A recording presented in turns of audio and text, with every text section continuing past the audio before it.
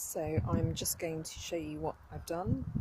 So this is the trench now, and I've put all that sort of rotted down kind of wood chip in.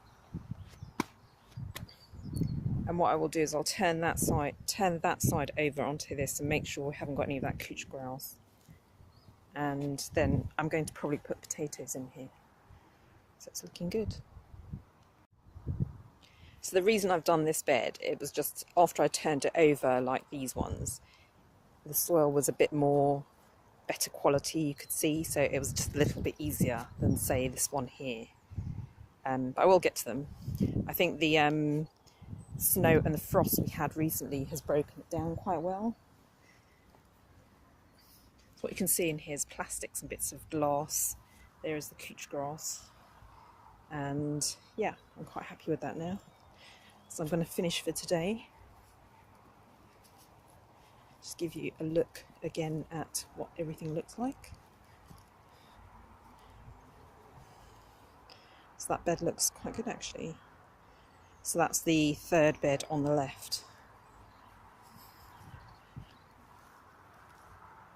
Okay, I'm pleased with that. The daffodils are looking like they're about to pop out. They're thinking about it, just starting to come out.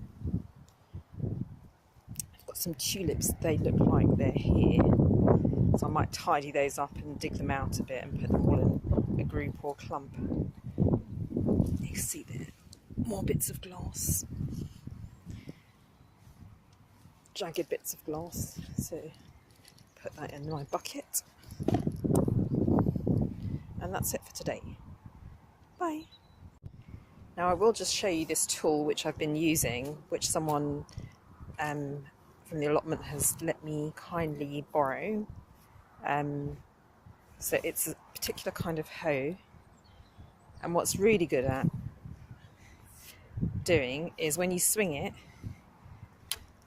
it really goes down and gets under the root without, still a bit of effort, but takes a lot less effort, and it really sort of hacks into the soil and has been a really good tool.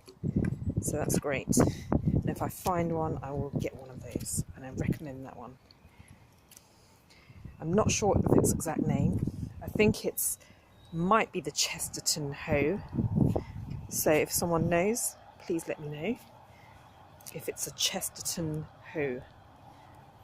Okay, so I'm going to finish for today. Looks like it's about to rain.